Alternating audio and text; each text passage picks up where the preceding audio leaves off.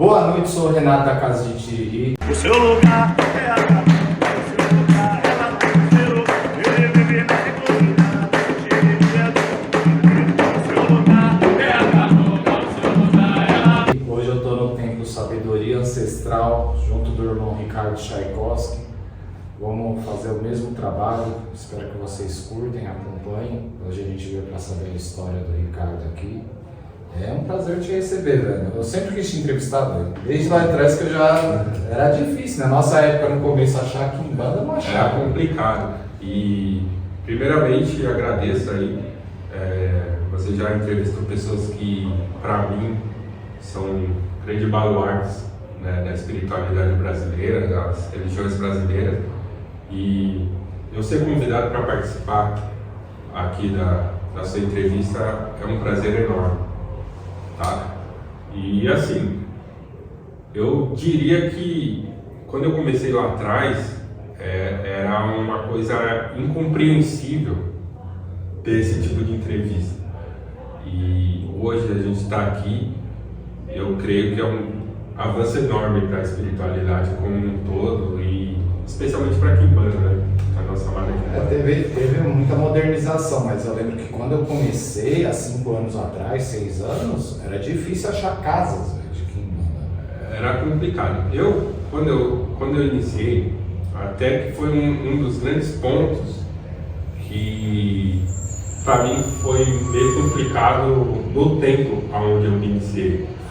Porque eu sempre fui mais aberto, eu já tinha um trabalho espiritualista, digamos assim, onde eu tinha vídeos no YouTube e nas redes sociais que tinham na época, onde eu apresentava a espiritualidade que eu vivia.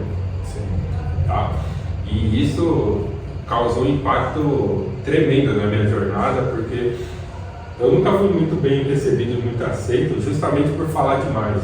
O povo falava, pô, o cara tá falando demais e tal. E hoje em dia, né, eu percebo que mudou muito, né, até pessoas que antigamente me criticavam, hoje estão com o canal aberto, estão no Instagram, estão fazendo. Então eu gosto de pensar também que eu tive um pouco do meu dedinho ali de fazer um negócio um pouco mais aberto, né? E aí você, como eu sempre peço, né, conta aí como que você começou essa trajetória na Quimbanda, como que você chegou ao sacerdócio, templo, essa coisa toda. Beleza. Então, minha história, ela pode soar até um pouco fantasiosa para algumas pessoas que talvez estejam nos assistindo aí, mas algumas pessoas vão entender. Tá? Eu iniciei no ocultismo, na magia, muito cedo. Na verdade, eu sempre tive interesse por essas coisas, desde que eu me conheço por gente, desde que eu era muito novo, com 5 anos, assim, eu já me interessava por isso. E eu tive a sorte, a graça, né, de nascer numa família bastante liberal quanto a isso. Então nunca tive nenhum tipo de preconceito ou de represália dos meus pais. E eu morava, eu, minha irmã, meu pai, minha mãe e uma tia, que também a tia Cléo, a falecida tia Cléo, que eles eram muito abertos a esse tipo de assunto. Apesar de eles não terem nenhuma conexão com nenhum tipo de espiritualidade afro-brasileira, nem nenhum tipo de sistema mágico, ocultista e tal. Mas meu pai era um agnóstico, e minha mãe é uma católica brasileira, né? Tipo, a católica que é católica, fala que é católica, mas curte Só para não falar que não tem religião. curte o espiritismo, curte uma umbanda, curte de tudo, tá? E essa minha tia era uma pessoa muito sábia, que tinha uma mediunidade avançada e era uma pessoa fantástica e era muito culta. Então eu tive essa questão de ter essa visão de estudo. Tá? Isso acho que é que a minha família fala assim, você quer isso? Você quer saber isso? Você gosta disso? Então estuda. Tanto que quando eu tinha 8 anos, a minha mãe me deu o livro A Bruxa de Évora, que é uma versão do São Cipriano, que é um dos vários livros de São Cipriano que tem, mas é A Bruxa de Évora. Eu tenho esse livro até hoje. E ela me deu esse livro. Aí no livro era Baphomet na capa. Sim. Entendeu? E aí eu tinha medo do diabo do Baphomet. Aí minha mãe arrancou a capa do livro. Eu tenho o livro até hoje sem capa porque eu tinha medo da imagem, né? De uma entidade. Aí eu falei, caramba, mas quando eu li aquele livro com 8 anos, eu achava que tudo era literal, que se eu fizesse as paradas ia acontecer.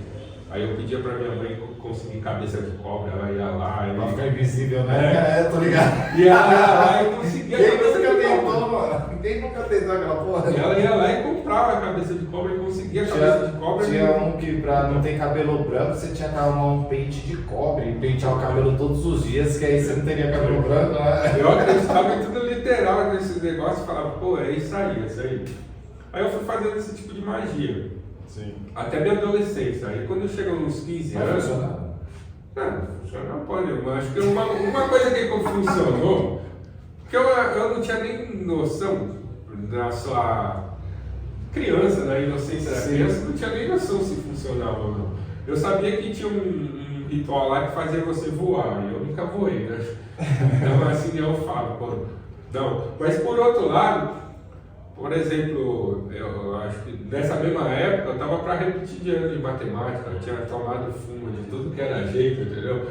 E aí eu tinha perdido todas as provas. Aí eu fui lá e falei, pô, São Cipriano, caralho. E aí a professora me deu mais uma chance, que não existia essa chance. Ela falou assim, não, faz uma outra prova aí.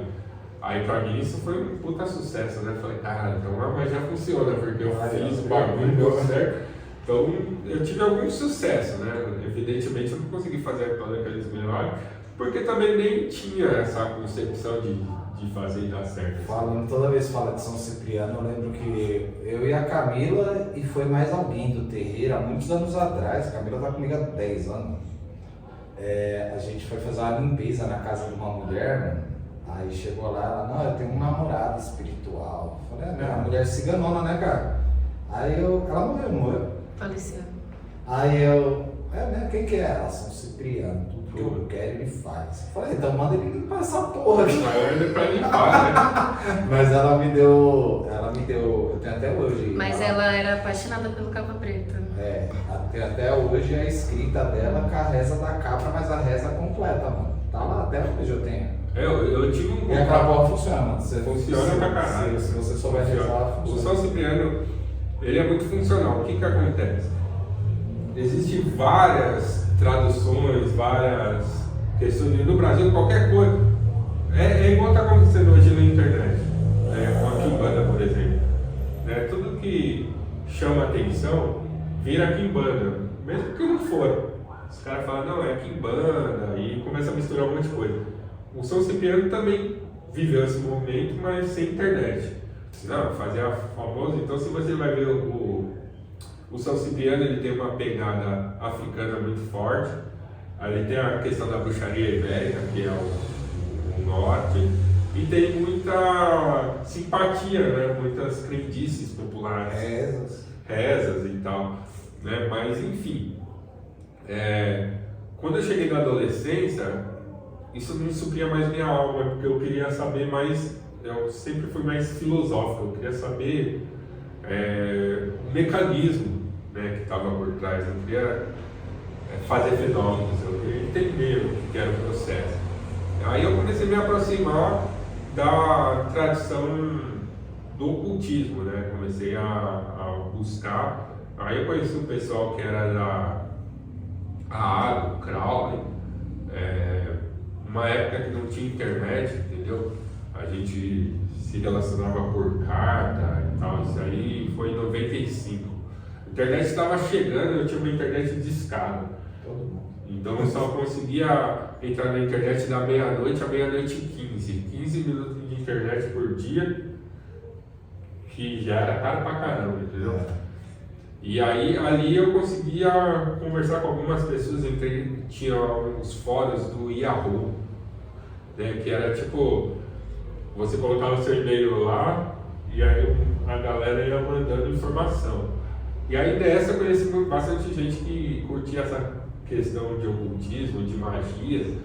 E até então eu não tinha ideia que existia uma comunidade de pessoas que Porque para mim isso era uma criação da minha cabeça, entendeu? Sim. Eu não sabia que existia.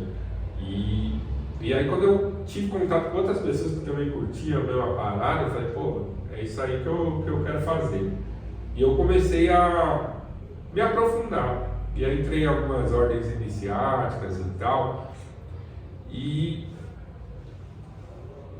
tive meu momento lá e de repente quis ir ler com o pessoal lá e falei, pô, vou sair, né? Aí eu saí dessas ordens iniciáticas e falei, mas eu não quero mais saber de pessoas, eu vou trabalhar só com entidades. E eu peguei e falei, por onde que eu vou começar? Eu falei, eu vou começar pelo estudo dos grimórios antigos. E aí eu comecei a estudar o grimório que chama Grimório Vero. Tá? Aí eu comecei a fazer aquelas paradas, eu já estava em outra mentalidade, não mais era a de criança, infantil, mas eu já estava, talvez não totalmente maduro, mas eu já entendi um pouco mais. E eu já comecei a entender que aquilo não era tão literal assim quanto eu imaginava. E eu comecei a trabalhar no Vero, na medida... Muita coisa eles codificavam, né? Tem códigos ali, né? Porque assim, por exemplo, esse Grimório Vero que eu comecei, ele é incompleto. Né? Se você vê todas as tradições acho que tem duas versões aí rodando, que é uma italiana e a outra francesa. E me parece que tem uma alemã também, mas eu não tenho muita certeza disso. E todas essas versões do Vero, elas estão incompletas. Você lendo a estrutura do texto, você percebe que falta bastante coisa. Né? Eu não sei se é uma coisa de tradução ou se realmente... Porque esses grimórios eles foram desenvolvidos por grupos específicos, né? Então, às vezes, já sabia que era uma coisa que era falada oralmente e o grimório era só uma referência para o cara lembrar. Enfim, não sei qual era a pegada, mas a pegada é que eu comecei a fazer aquilo do Vero, na medida das minhas possibilidades. E um dia, né, eu estou falando aí dos 15 anos até os 21, que eu fiquei nisso. E aí, quando eu tinha 21 anos, eu fiz um ritual com Lúcifer do Grimório Vero e deu uma parada diferente. Eu tive uma mudança de consciência e tal, e eu me deparei com uma entidade. Para quem já viveu essa experiência sabe, quem não viveu... Fantasia. Mudou, né? Mudou a minha consciência e eu tive uma miração, tive um processo que eu vi uma forma de luz, parecia o sol, e se identificou como Lúcifer, né? Deixa aí para as pessoas pensarem se é ou não, mas ele se identificou como Lúcifer, e ele falou o seguinte para mim, ele falou assim, o que você quer encontrar, você vai achar na Quimbanda brasileira. E aí isso bugou minha cabeça, porque o que eu conhecia de Quimbanda, já tinha lido alguma coisa sobre o assunto, já tinha tido algumas percepções que depois eu fui entender que era Quimbanda, mas na época eu não sabia que era Quimbanda. Eu encontrei o mestre de Curi, que ele fazia, era tipo uma macumba carioca, não era um negócio de Exu com magia, era todo tipo de guia, de ancestral, que se manifestava lá no terreno do cara. Mas a maioria era Exu com magia. E aí depois de tempos eu fui entender que aquilo lá se assemelha muito mais a uma quimbanda do que uma umbanda. Mas enfim, eu nessa dúvida, eu tinha uma grande referência que era o Humberto Maggi, que era um mago que também estudava o Grimório Vero, que era um dos poucos que estudava. Ele tá aí. Mas na época só tinha ele, que era Grimório Vero especificamente, porque tinha Goécia, o Ars Goécia, tinha outras tradições, mas o Vero era muito difícil achar alguém que desenrolava. E ele era uma referência, ele tinha um site que chamava AskFM, que era tipo uma rede social onde você mandava perguntas e ele respondia. Não sei se eram perguntas anônimas, eu não lembro. Mas eu sei que eu mandei uma pergunta contando a minha história, que eu tinha essa percepção que o Lúcifer me falou para fazer isso. E eu falei, tem a ver com Quimbanda? Aí ele me explicou, ele falou, não, tem a ver com a Quimbanda, explicou a história da Quimbanda Luciferiana, ele mandou um texto para mim e tal. Aí eu falei, porra, bacana, né? Aí eu mandei de novo pra ele, eu falei, você tem alguma referência? É alguém que eu possa conversar da Kimbanda? Ele me indicou 2 nomes, que era o Danilo Copini e o Frisvold. Tá? E aí eu peguei... Fazendo um adendo rapidinho, eu conheço muitos filhos do Danilo, eu conversei com ele poucas vezes, acho que 2, 3 vezes. Mas se você colocar aqui em banda há 5, 7 anos atrás, vamos colocar 7 anos, velho, não tinha, mano. Era o Diego do 7, o Danilo Copini, o Frisvold você ouvia falar. Mas não tinha. E quem mais? Não era Não acessível, tinha, mano. Não tinha. Uma coisa não dá pra negar. Eu acho muito louco o trampo do cara, o que ele fez assim dentro da Kimbanda. Uns vão me retalhar, foda-se.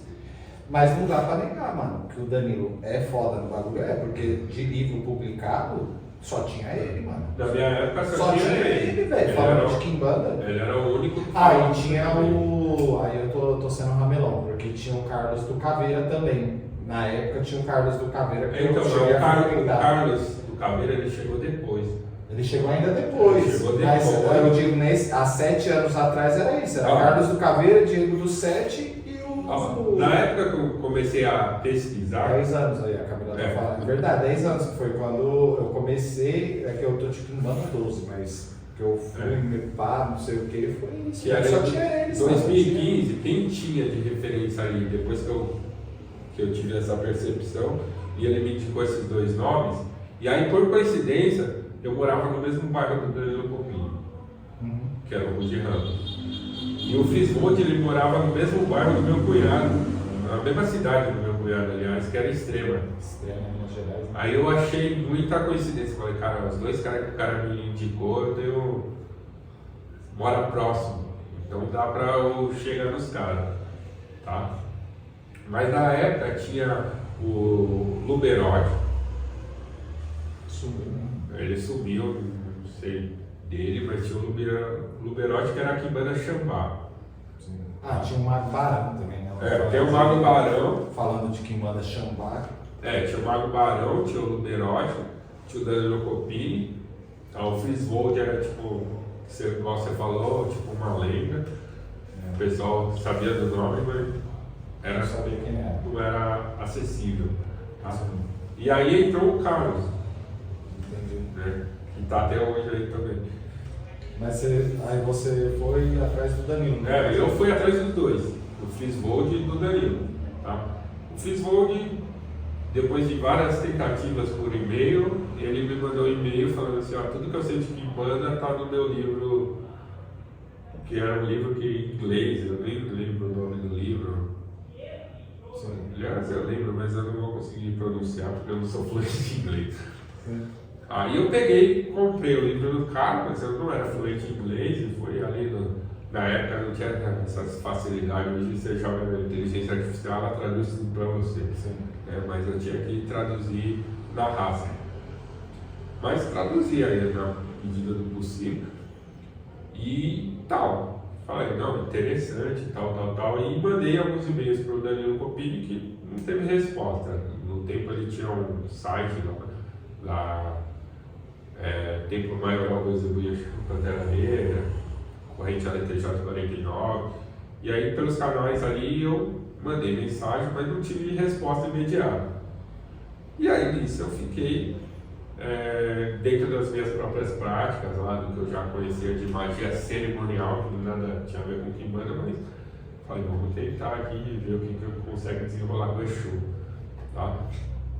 E aí eu sonhei com um Exu, ele falou, sou Exu Giramu, sou seu Exu. E, cara, eu não tinha nem ideia de que existia Exu Giramu, eu conhecia Tranca-Rua, Exu Caveira e Maria Padilha. Sim. Aí, no dia seguinte eu sonhei com Maria Padilha. Maria Padilha das 7 Cruzilhadas. Também nem sabia que existia, para mim eu conhecia a Maria Padilha das Almas. Sim. Eu não sabia que existia esse negócio de que tem 7 De cruzilhadas, de reino, reino, não sabia de nada disso. Aí eu falei, caramba. Aí eu peguei e joguei no Google, tal, lá pra ver, falei, porra, existe, né? Aí eu fiquei mais empolgado, né? Falei, pô, existe então. Não tô viajando. Não tô viajando, existe esses nomes desses Exu e tal. Aí depois de alguns meses, o Danilo me ligou. Ele me ligou e falou, pô, eu vi aí, você tá querendo conhecer e tal, você quer vir aqui? Eu falei, demorou. Eu tava trabalhando e tal, aí eu fechei as coisas do trabalho, trabalhava numa cantina na época, fechei a cantina e fui pra lá.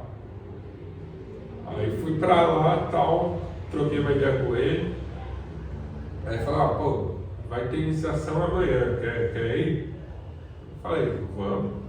Aí me iniciei com o Danilo lá e aí o resto é história.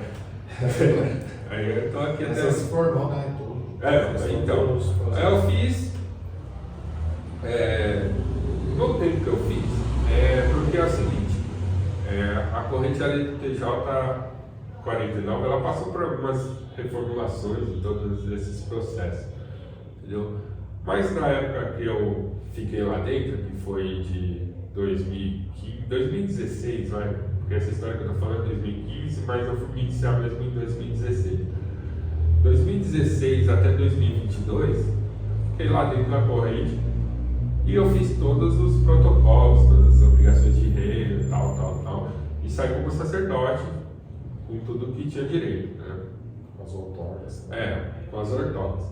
Depois de 2022 para cá que eu saí, eu vi, pelo pouco que eu vejo, mas alguma coisa eu vejo, que a corrente passou por uma série de reformulações. Hoje em dia ela tem o culto à Santa Morte, não sei o que lá. E você... Essas paradas não tem, né? Tem só a questão da quimbanda mesmo. E eu sempre peço pro pessoal, aí ser o início da história dele e tal. E aí você terminou seu sacerdócio, abriu o templo. Se você puder relatar nesse tempo de caminhada alguma coisa que seu Giramundo fez, ou a Maria Padilha fez, você falou, caralho, velho.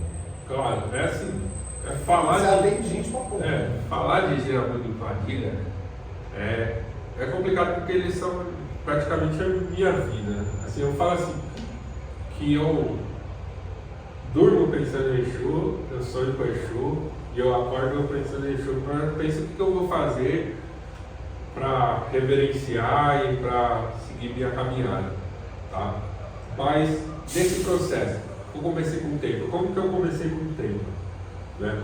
O meu tata, ele gosta de chamar de tata, mas o Danilo, ele partiu de uma jornada iniciática, ele foi para o Acre, conheceu os povos da floresta, a medicina da floresta, que era um negócio particular dele lá, e ele foi. E aí quando ele foi, ele deu a seguinte missão, né? Ele falou assim, cada um vai agora correr atrás do seu, vai fazer o seu e tal.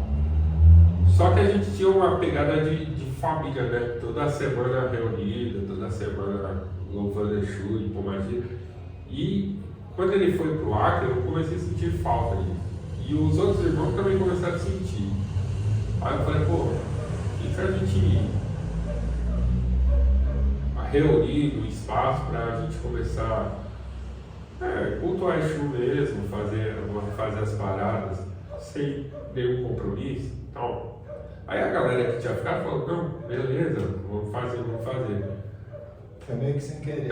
Eu assumi a frente, mas a minha primeira intenção era simplesmente fazer reunir a galera. Uma reunião, tá? E aí eu fui, aí eu aluguei espaço lá e fui lá. O primeiro dia não foi ninguém. O segundo dia não foi ninguém. O terceiro dia não foi ninguém. Aí eu ligava pros caras, não, eu vou. Aí, sei lá, no quarto dia foi a galera. A galera foi lá, tal. Aí no outro dia já não vou poder ir, não sei o que lá, e não foi. Aí ficava assim, uma semana ia, 2 semanas, 3 semanas não ia mais ninguém. Aí eu falei, pô, tô com espaço alugado aqui, eu tenho que fazer alguma coisa. Falei, eu vou abrir o tempo e tal. Conversei com o Danilo, ele falou, não, abre, faz o que quiser aí. Você é sacerdote, você abre. E eu falei, esquece os caras da corrente, faz o seu esquema. E eu comecei a fazer. E aí, quando eu abri, já na primeira semana já veio pessoal, depois foi pessoal e foi crescendo. Aí o pessoal da corrente começou a vir mais um pouco, aí começava a vir e tal. E aí criei uma estrutura e a gente foi seguindo assim. Tá? Mas a maior parte dos tempos começa assim, né? A gente... Eu comecei atendendo com o seu Tiriri, a Camila é testemunha, o André é testemunha, minha mãe é testemunha, minha esposa é testemunha.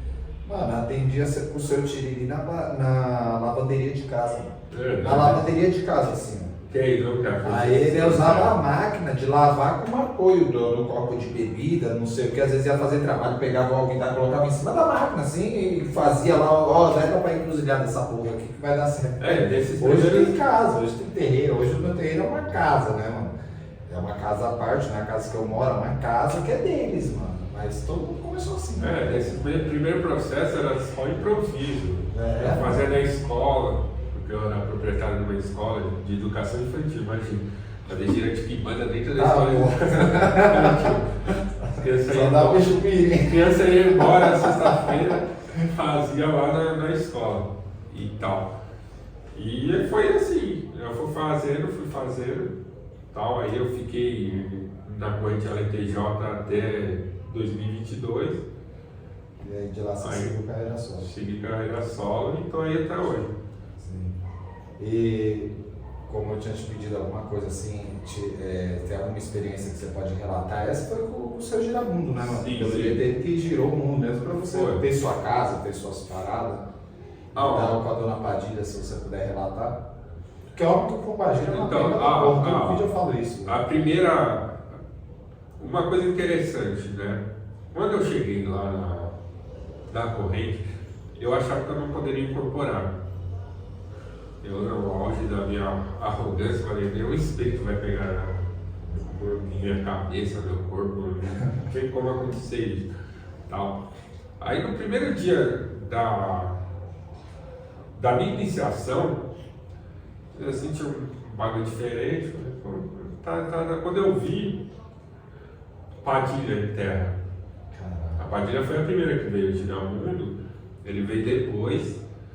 E o Giramundo ele veio muito na pegada daquela pegada mais primal, que é quando o espírito pega o instinto, sabe? Ele instinto mais animalista. Que não fala nada, só fica gruindo. E ele ficava assim. Mas a Padilha ela pegou e ela fez só um negócio assim que eu tava em pânico, né? Tipo, pô, se eu vou mexer sozinho, você começa a ficar. Você não sabe o que está acontecendo. Você tá ali, mas você não tem controle. Você está ali, você não sabe, e a sua consciência vai ficar flutuando, você não sabe porra nenhuma o que está acontecendo. Parece que você está drogado, sei lá. Aí a Padilha ela fez assim, ó, e fez um carinho assim. Aí eu falei, pô, aí ela falou, calma. Se consegue, respira. E eu comecei a respirar, porque eu entrei meio em pânico na primeira vez. Aí depois ela foi me orientando, eu falei, caramba, tem alguma coisa que não sou eu. Porque até então eu não estava convencido que tinha alguma coisa que não era eu. Eu falava, pô, é algum fragmento da minha consciência, alguma coisa que não... Problema psicológico. Alguma coisa dentro. Quem nunca entrou nessa filha? Eu ficava nesse bagulho. Aí eu comecei a ver que eles estavam falando coisas que eu não poderia saber, que eu não tinha como saber. A sabedoria que não é sua. Que não é minha. Eu falei, pô, porque se você conversa com o Giramundo, ele é um sábio pra caramba, ele fala um monte de coisa. E o Giramundo ele traz muitas palavras que eu nem sei, tipo. Não faz parte não faz parte do meu vocabulário. E aí eles começaram, isso foi a primeira coisa que eu senti. Agora de fenômenos, né? De fenômenos que eu vou falar. Teve um cara que foi logo nos primeiros dias, desses dias que não era nem tempo ainda. O cara foi inclusive na minha casa, né, tal. Aí ele foi falar com o Giramundo e falou, porra, mano, tô com câncer e tal, tô fudido, era câncer do estômago, 4º grau. Tava no bico do corpo já. Aí ele pegou e aí o Giramundo só fala assim, não, calma aqui, aquelas bagulho que ele faz. Beber a bebida? Toma bebida, o cara bebeu, tal. Aí, beleza, o normal, o cara foi pra casa, não fez nada demais, entendeu? Só deu a bebida, só deu a bebida e tal. Aí, beleza, um mês depois eu tô lá no Bexiga, lá na Bela Vista, e encontro esse cara no bar, lá na Bela Vista. E o cara, porra, Ricardo, tal, você não sabe o que aconteceu? Eu falei, o que aconteceu, cara? Ele falou assim, porra, fui refazer os exames lá, não tem nada mais. Depois do negócio. Ele falou assim, não tem nada mais. Eu falei, você não fala, não, tô curado, não tem nada. Os caras falaram que. Aí a ciência fala, errou nos primeiros anos, sei lá o que foi, entendeu? Mas a coincidência do bagulho acontecer logo em seguida, um mês depois, isso foi bastante impressionante, assim. Essas coisas. Agora as coisas paranormal é foda. Acontece muito. Ô Ricardo, eu vou deixar seu Insta aí na descrição. A gente vai também ter o Na Cozinha com o Ricardo, ele vai fazer Você vai fazer o que para ensinar? Eu vou ensinar um pó que é chamado o sopro do diabo, ou pó do diabo, dependendo da tradição, mas é um pó tradicional da feitiçaria, da magia negra brasileira, tá? E é fácil de fazer. Relativamente fácil. Faço outro vídeo que eu tenho que subir bastante vídeo pro YouTube. Vocês têm que curtir, comentar. Comenta, mas não me enche o saco no comentário. Comenta aí. Aí curte, segue o canal. Ricardo, e quem quiser te achar, quiser entrar em contato, como que faz? Quiser fazer um jogo com você, quiser fazer uma consulta, como que funciona? O meu melhor contato, que eu vou ser bem sincero com vocês, eu sou muito ruim com tecnologias, com telefones, celulares, essas coisas. O que eu mais acompanho é o Instagram. Eu tenho o Templo da Sabedoria Ancestral no Instagram, tá? Você entra em contato lá, vai ter telefone, você pode mandar direto, que a gente resolve e a gente entra em contato, tá? E vai ser um prazer aí atender o pessoal que quer me conhecer também. E você faz gira aqui, né? A gente faz gira. Esse ano. Fala que na Quimbanda não tem gira. Que zona. Isso é tudo nomenclaturas, tá, galera? O que importa é o fenômeno em si. Eu diria assim, que uma das grandes questões que a gente estava falando na primeira parte da conversa é que assim, não tinha ninguém, tá? E hoje está lotado de jeito. Mas quando eu comecei com esse processo, eu fui muito atacado pelos mais tradicionalistas, pelos mais antigos. Falaram, porra, o Ricardo tá fazendo gira aberta, porque era um bagulho que não existia. Não tinha gira aberta. Era fechado, era totalmente recluso para você conseguir participar de uma gira de quimbanda. Na casa de quimbanda era. Até as umbanda também, que tinha muito cara de umbanda que tocava uma quimbanda e tal, mas era, até hoje tem, que tipo assim, ó, a quimbanda é só para os filhos, tal, não pode participar e tal, mas antes, nesses anos atrás, era pior ainda. Hoje em dia tem até um pouco o processo, acho que vai chegando a sabedoria de Saturno, você vai ficando velho, você entende o porquê. E você vê algumas coisas aí públicas, você fala, entendi, porque era melhor ter deixado fechado. Era melhor ter deixado fechado. Então eu entendo, eu faço a minha meia-culpa aí, né, nesse processo de ter aberto.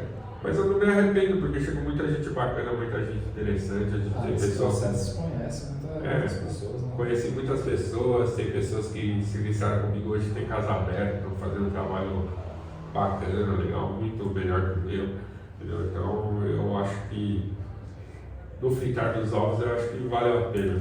Sim. Mas eu continuo fazendo pelo menos uma vez por mês. Eu abro a casa para quem quiser conhecer, para quem quiser entender um pouco mais da nossa tradição. Hoje em dia tem muito essa questão de vertentes, né? Então eu digo que eu rotulei Quimbanda luciferiana, né?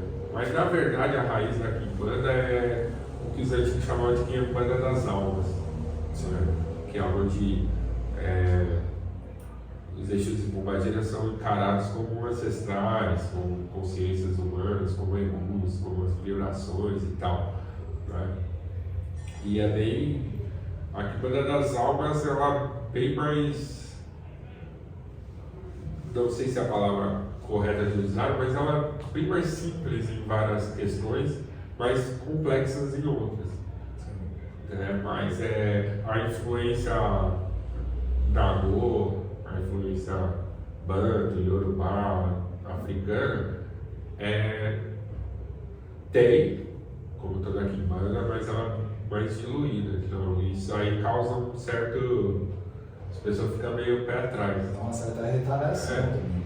Sim, porque a Quimbanda, se você pegar antigamente, a Quimbanda, eles não viam como culto próprio, né? Eles sempre achavam, é a esquerda da Umbanda, é tipo um culto de suporte, a grosso modo, seria isso. Mas aí foi saindo os véus, foram descascando, viram? A Quimbanda se você pegar... tem desde o rito de nascimento ao rito fúnebre, né, velho? Se você pegar até uns 10 anos atrás, não existia essa questão de vertentes de Quimbanda. Quimbanda era Quimbanda e pronto. Ninguém queria saber se era Quimbanda Nagô, se era Quimbanda Malê, era Quimbanda. Que fosse. Até uns 10 anos atrás. E aí, e a Quimbanda era muitas vezes um culto auxiliar, assim. Hoje em dia as pessoas falam, não, a Quimbanda sempre foi independente, não. Tipo, se você pega uma década de 70, você ia ver muito bandista que virava meia-noite e tocava Quimbanda. O pessoal do Candomblé, muito pessoal aí, no culto orixá, mas fazia Candomblé de catiço, os caras falam. Um culto a sacerdote dos anos 70, assim, que teve o LP, é o Patamuxim. Ele era Candomblé, né? Candomblé. Era Candomblézão. Entendeu? Porque não tem como fugir da raiz, tá? Sempre vai ter, assim, e não é demérito. Como todo conhecimento humano, as coisas vão se adaptando à sociedade que está e aos conceitos. Vai evoluindo. E vai se alterando, né? Vai se alterando e tal. Mas a raiz é aquela, a raiz é as cabulas, os calundu, a raiz é essa aí. Bacalhau. Eu não lembro quem tinha comentado que tinha um documento do Carundu, se eu não estiver errado, que as paredes eram vermelhas, os espíritos vinham rosnando e gargalhando. Você já viu isso? Tem um documento desse que fala que só era de noite. O que eu sei isso do Carundu. Então você vê que a Quimbanda não tinha nem Umbanda nessa época. Isso a gente está falando, não existia nomenclatura Umbanda. Você vê que nessa época já rolava, só não tinha não tinha nome, cara. O Calundu, ele era tipo como hoje os caras falam macumba. Ele era um termo para falar qualquer prática espiritual que não era cristã, que era dos índios, dos negros, era Calundu. Tá? Agora a Cabula ela já começou com um culto mais estruturado, né? Um Calundu que tinha algumas bases. E aí na Cabula começou a surgir umas entidades que eram os tatas. Hoje em dia a gente chama tata o sacerdote, marmita, sacerdotisa. Mas na época da cabula lá, tata era o espírito que via no corpo do cavalo, que se chamava de cavalo. Foi daí que veio essa denominação cavalo. Então, e aí você vê muitos tatas que se manifestavam naquela época, tipo tata arranca-toco, tata pantera negra, Tata Giramundo, você vê muitos nomes que só trocaram na primeira. Só tiraram Tata. Chuva, porque depois o nome Exu ficou mais popular. E tinha uma parada também de que os caveiros eram uma linha à parte, né? Você já viu isso? Parte, que era tinha uns Exu de rua, não sei o que, mas tinha os caveiras que era tipo um culto à parte, era espíritos à parte, não eram nem considerados Exus. Na verdade eu vejo a Quimbanda como essa construção mesmo, onde vários cultos eles se ligaram e acabaram se tornando uma coisa só.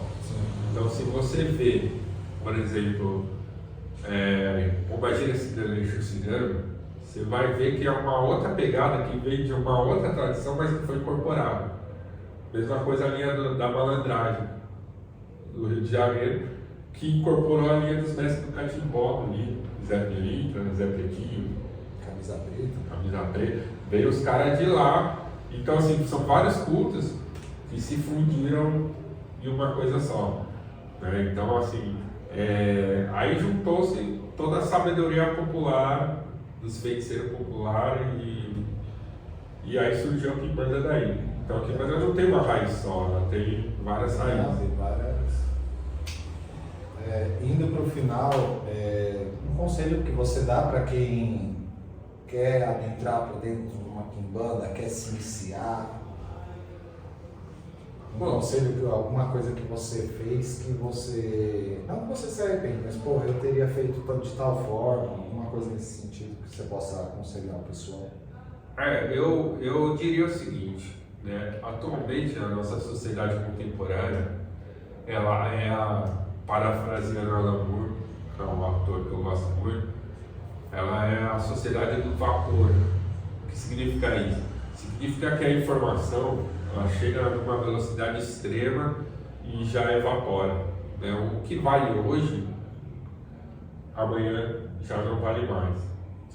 E isso dá uma certa noção de urgência para as pessoas querem cada vez mais absorver o máximo de conhecimento que puder, mas não retém nenhum desses conhecimentos. Isso é especialmente complexo quando você vai aplicar essa maneira como a sociedade contemporânea age dentro de uma religião ancestral. Porque a ancestralidade vem de tradição e de saberes antigos. Não que esses saberes eles não podem evoluir, eles não podem se adaptar, porque a tradição ela não é morta. Você não vai fazer a mesma coisa que o bando fazia em 1500. A tecnologia evoluiu, a sociedade evoluiu, tudo evoluiu.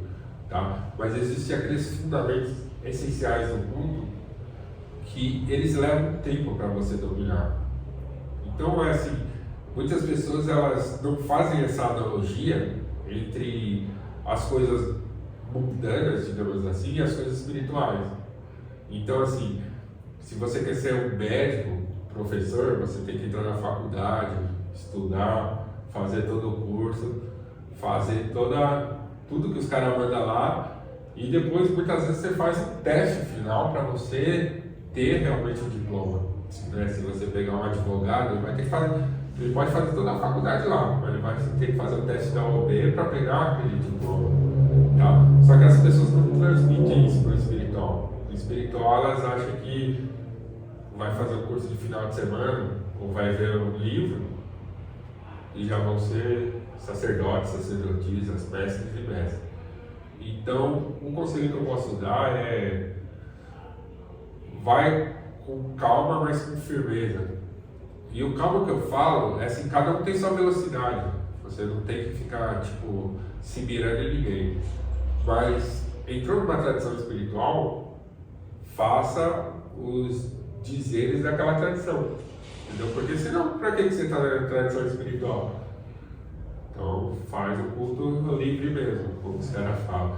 Porque se você for entrar na Quimbanda, você tem que seguir as diretrizes da Quimbanda. Mas tudo vai dar certo, porque não tem um ponto final de você chegar. Eu ainda sou um aprendiz, entendeu? Ninguém nunca vai saber tudo que sabe, que tem a respeito daquele culto. A gente não tem nem, eu acredito que o ser humano não tem nem intelecto para absorver tudo que uma entidade tem para... Então não é uma corrida, entendeu? Esse negócio da sociedade a vapor coloca que tudo é uma corrida, que você tem que começar hoje e já se formar amanhã e já começar a atender pessoa depois da manhã e assim vai.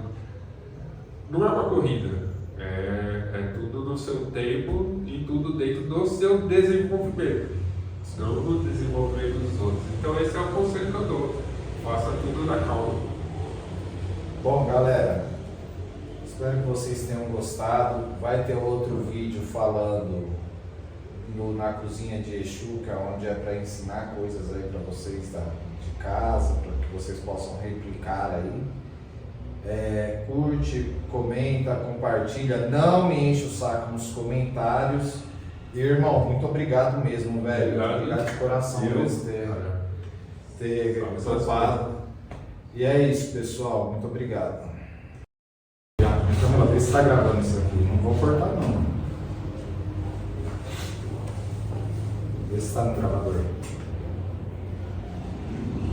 Tá? Mas está rolando. Tá?